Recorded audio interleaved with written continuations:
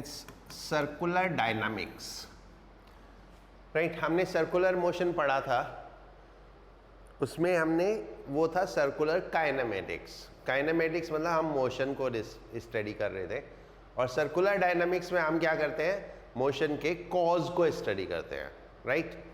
तो circular dynamics में सबसे पहले आता है centrifugal force. Centripetal force, centripetal force. एक हमने पढ़ा था सेंट्रीपिटल एक्सेलरेशन, राइट, याद है? Centripetal acceleration. तो सेंट्रीपिटल एक्सेलरेशन जिस फोर्स से आता है वो सेंट्रीपिटल फोर्स होती है। So it is necessary force, it is necessary force required to execute motion,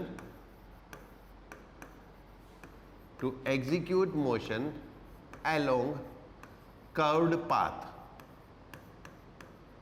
कोई भी कर्व्ड पाथ होता है उसके अलोंग अगर मूव करना है तो हमको एक फोर्स चाहिए होती है, राइट। उस फोर्स को हम क्या बोलते हैं, centripetal force. Okay, this force equals Fc is equal to mv square by r या mr ओमेगा स्क्वायर। ओमेगा होता है एंगुलर वेलोसिटी, ठीक है। Fc is equal to mv square by r और which is equal to mr omega square। Its direction is along radius towards center of curved path, towards center of curved path। कैसे? Like अगर ये हमारा circular path है और object यहां पे move कर रहे हैं v वेलोसिटी से, so this will be centripetal force. r इसका रेडियस, तो कितनी हो जाती है ये, mv square by r, right.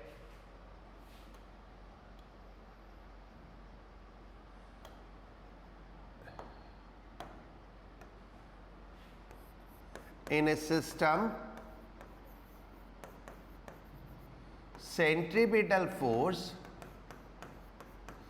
किसी भी सिस्टम में अगर हम देखें तो सेंट्रीपिटल फोर्स क्या होती है? In a system centripetal force is vector sum, या सिंपली सम बोल देते हैं, is sum of all forces, is sum of all forces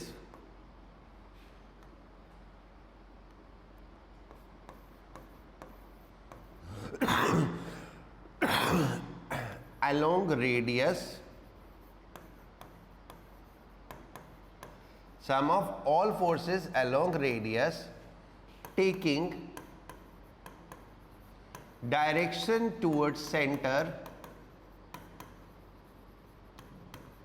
taking direction towards center as positive।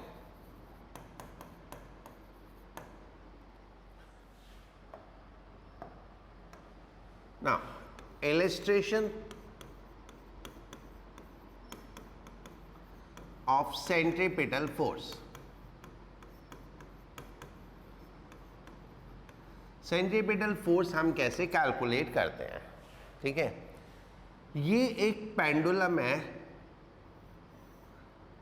ये एक पेंडुलम है जो किसी टाइम पे वर्टिकल से थीटा एंगल पे डिस्प्लेस्ड है, राइट। अगर हम इसका पाथ देखें, so it will be like this, इसका पाथ ऐसे होगा। तो ये अपनी जो वर्टिकल पोजीशन थी उससे थीटा डिस्प्लेस हो गया। अब इस पे फोर्सेस कौन कौन सी होंगी? एक तो हो गया वेट और एक हो गई टेंशन। हमको फोर्स कैसी चाहिए? Along the radius. Along the radius कौन सी फोर्स है? टेंशन। तो इसको तो रहने दो। Weight is not along the force, तो हम वेट के कंपोनेंट करेंगे। तो वेट के दो कंपोनेंट हो जाएंगे, एक ये component that is mg cos theta और एक ये component that is mg sin theta. So what is centripetal force in this system? In this system, centripetal force, I told you centripetal force is what? Sum of all radial force. कौन कौन सी है radial force? जो radius के along है। कौन कौन सी है इसमें? T and mg cos थीटा। तो T और mg cos थीटा का सम, उसमें भी मैंने बोला क्या, जो डायरेक्शन टुवर्ड्स सेंटर होती है उसको पॉजिटिव लेंगे। तो ये T वाली डायरेक्शन पॉजिटिव हो गई, तो ये कितना हो गया? T माइनस mg cos थीटा। तो ये हुई हमारी सेंट्रीपिटल फोर्स, और सेंट्रीपिटल फोर्स होती किसके बराबर है? That is equal to mv square by r। यहां पे इसकी वेलोसिटी v है और रेडियस r है। तो इस सिस्टम में हमें ये इक्वेशन मिली। ये समझ में आया क्या क्या किया? हमको क्या करना है? सारी फोर्सेस को अलोंग रेडियस करना है, फिर अलोंग रेडियस फोर्सेस का सम करना है। जो टुवर्ड्स द सेंटर डायरेक्शन है वो पॉजिटिव लेनी है और दूसरी डायरेक्शन नेगेटिव हो जाएगी, राइट? ये तो एक इलस्ट्रेशन। दूसरा इलस्ट्रेशन, मान लो ये एक कर्व्ड ब्रिज है, इस पे एक कार ऐसे जा रही है v वेलोसिटी से, ठीक है? तो अब क्योंकि ये कर्व्ड पाथ है तो हमको सेंट्रीपिटल फोर्सेस देखनी है। सेंट्रीपिटल फोर्स के लिए एक तो हो गया वेट और एक हो गया नॉर्मल रिएक्शन। अब देखो कर्व्ड पाथ का सेंटर तो कहीं यहां होगा, तो ये दोनों फोर्सेस अलोंग द सेंटर है। अलोंग द सेंटर है तो टुवर्ड्स द सेंटर क्या लेना है? पॉजिटिव। तो mg पॉजिटिव हो जाएगा, n नेगेटिव हो जाएगा। तो ये हो जाएगा mg minus n is equal to mv square by r। ठीक है, इस तरह से हो गया। अब अगर ये मान ले कि कुछ इस टाइप का है और ये हमारी कार जा रही है v वेलोसिटी से, तो इस केस में क्या होगा? ये वेट नीचे, n ऊपर, तो अब कौन सा पॉजिटिव हो गया? अब n पॉजिटिव हो गया, तो क्या हो जाएगा? n minus mg is equal to mv square by r। तो इस तरह से हम सेंट्रीपिटल फोर्सेस कैलकुलेट कर लेते हैं। समझ गए?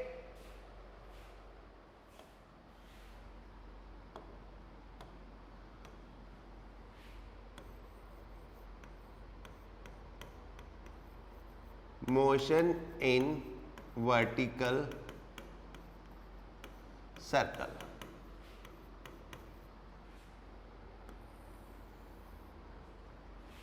Consider a point mass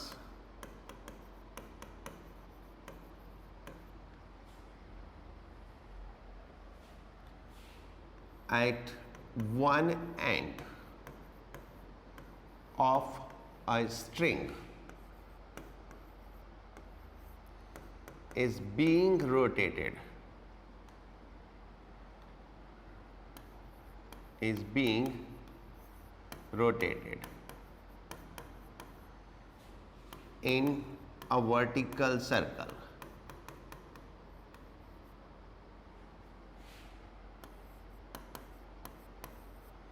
about other end of string, right. एक कोई पॉइंट मास है, ये हमारा वर्टिकल सर्कल है, ये सेंटर है और ये कोई पॉइंट मास है m और ये इस सर्कल में घूम रहा है। लोएस्ट एंड पे इसकी वेलोसिटी l है,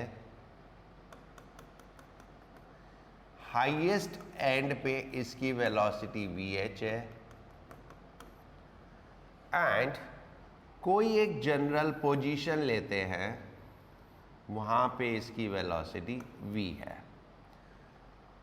length of string is l and at this time it is taking an angle, making an angle theta। इतनी बात समझ में आई। अब इसमें हम फोर्सेस बनाएंगे, तो ये इसका वेट हो गया mg और ये टेंशन हो गई T, राइट। वेट के दो कंपोनेंट हो जाएंगे, एक कंपोनेंट कौन सा mg cos थीटा और दूसरा कंपोनेंट mg sin, ठीक है। इस पोजीशन को नाम दे देते हैं P, ये L और ये H, राइट। ये फोटो समझ में आ गई? Consider a position along circular path. Consider a position along circular path when a string makes an angle theta with vertical as shown in figure। Let speed at L, H and P are VL, VH and V, ठीक है। देखो इतनी बात समझ में आई? Okay.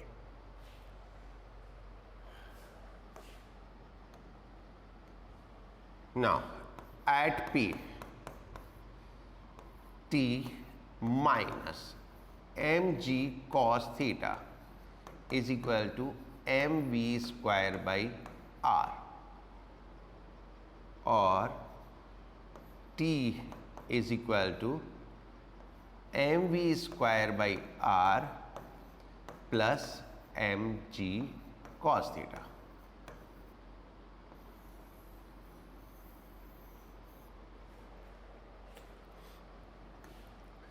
देखो मुश्किल है क्या?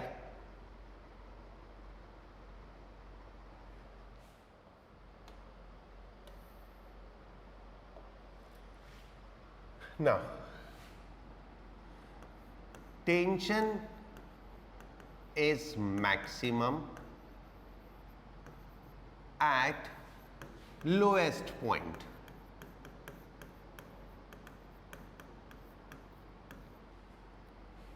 and T maximum is equal to m VL square by R plus mg, because theta is equal to 0 degree. देखो जब ये लोएस्ट पॉइंट पे आ जाएगा तो थीटा कितना हो जाएगा, 0 हो जाएगा ना। Yes sir. और कोस 0 कितना होता है, 1। Yes sir. ठीक है, तो मैक्सिमम टेंशन कहां पे होगी, लोएस्ट पॉइंट पे। Tension is minimum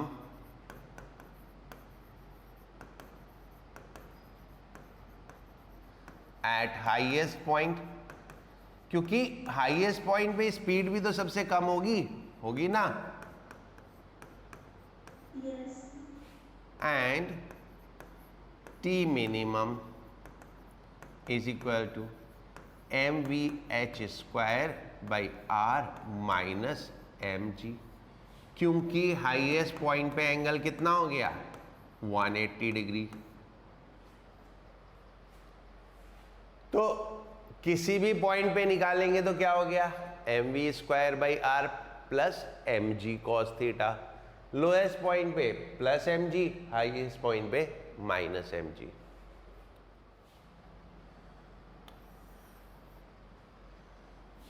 condition for looping the loop, looping the loop, इसका मतलब होता है completing the circle.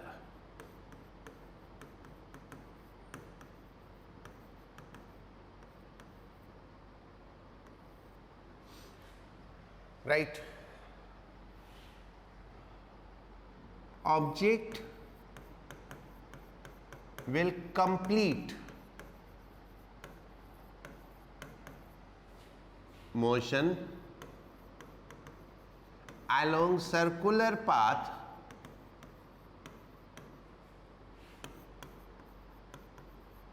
if string does not slack at any point। देखो कंडीशन क्या है, रस्सी में टेंशन होनी चाहिए, हम घुमाएंगे। अगर किसी भी पॉइंट पे रस्सी ढीली नहीं हुई तो वो नीचे नहीं गिरेगा।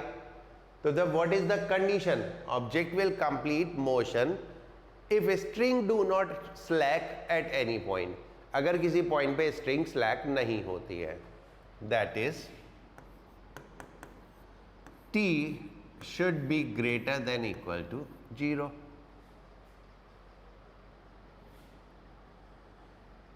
ठीक है, for limiting case T minimum is equal to 0, but T minimum is equal to mvh² by r minus 0 mg। So for looping the loop,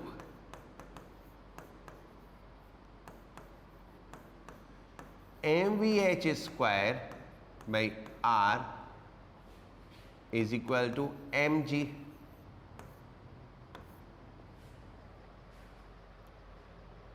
right, और vh is equal to under root gr is, that is minimum velocity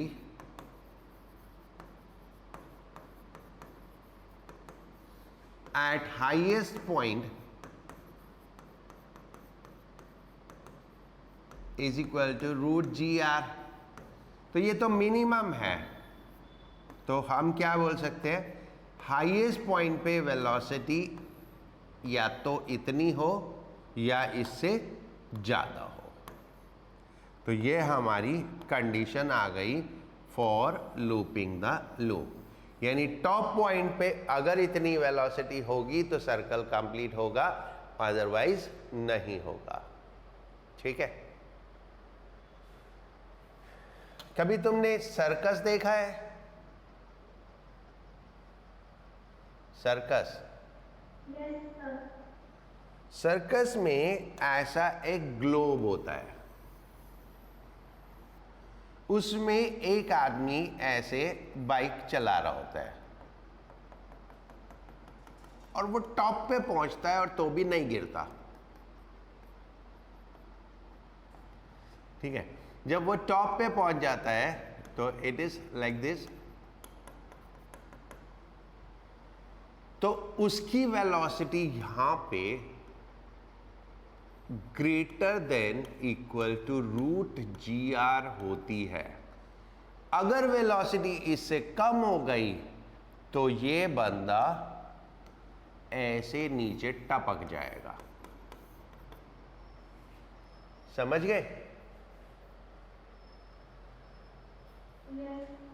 आप हाथ में कुछ भी रखो ऐसे और उसको तेजी से ऐसे घुमाओ तो नहीं गिरेगा, और ऐसे धीरे धीरे घुमा के देखो यहीं जाके गिर जाएगा। रख के देख लो, एक सिक्का रखो, चलो मैं करके दिखाता हूं।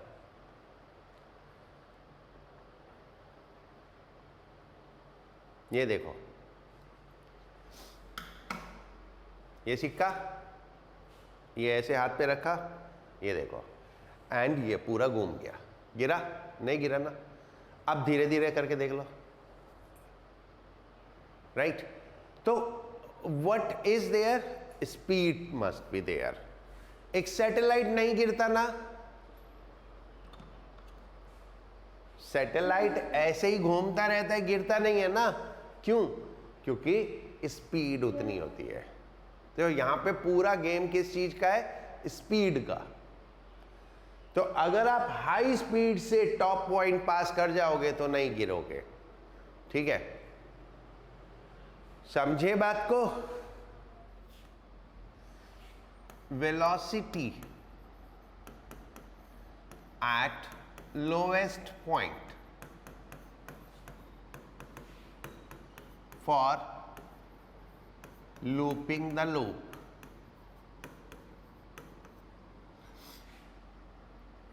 right?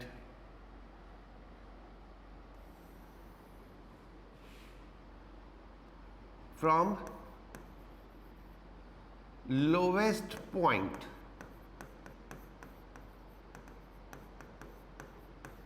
to highest point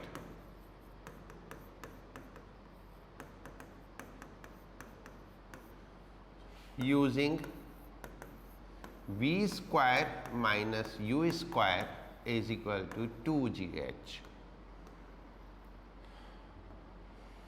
vh square minus vl square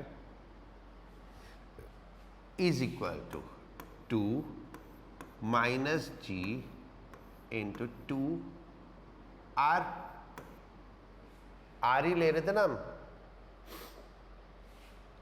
So VL square is equal to VH square plus 4GR. But for looping the loop, VH square should be greater than equal to GR. So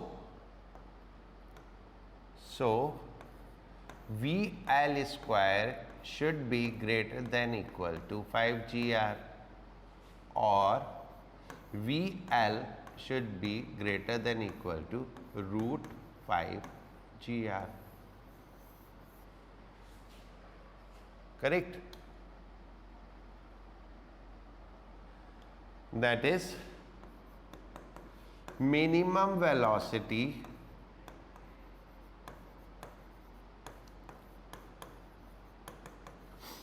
at lowest point VL greater than equal to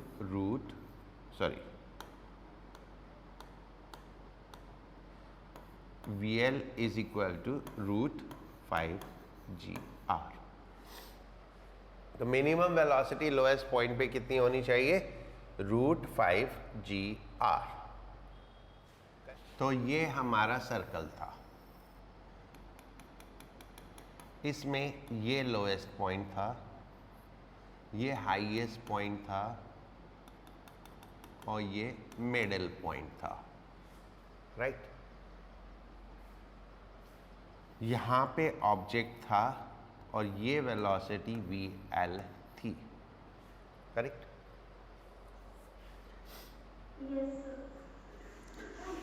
summary. First, if vl greater than equal to √5 g/r,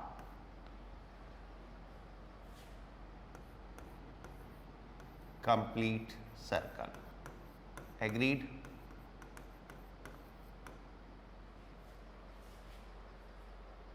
Yes, sir. Right. Second, if vl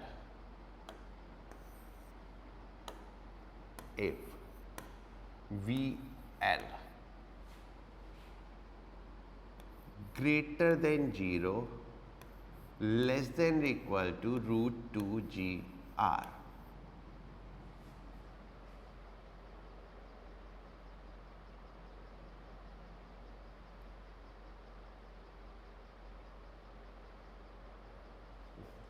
then object will reach anywhere from L to M and will oscillate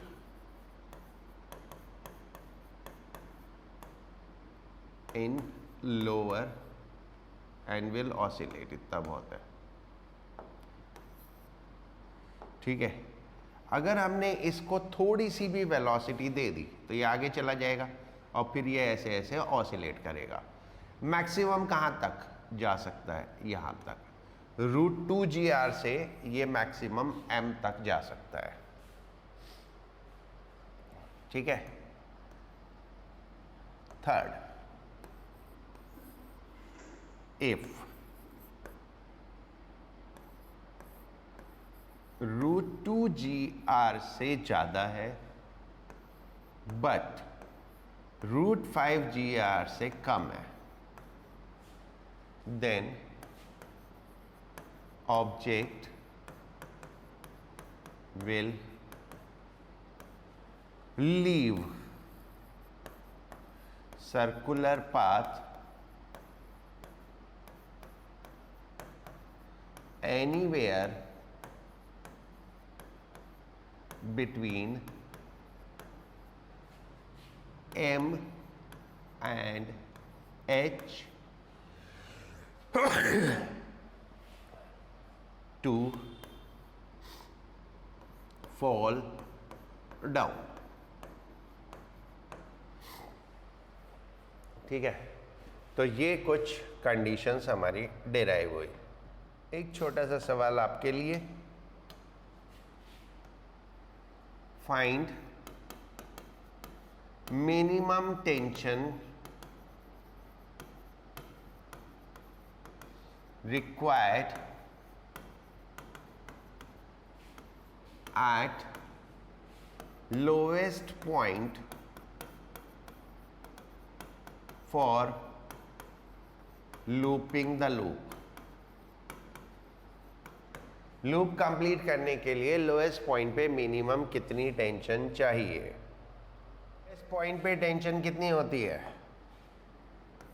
tension at lowest point is mvl² r + mg। vl is equal to कितना? √5 g/r, इतना ही चाहिए ना। So tension at lowest point m/r √5 g/r का square plus mg so that is 6 mg।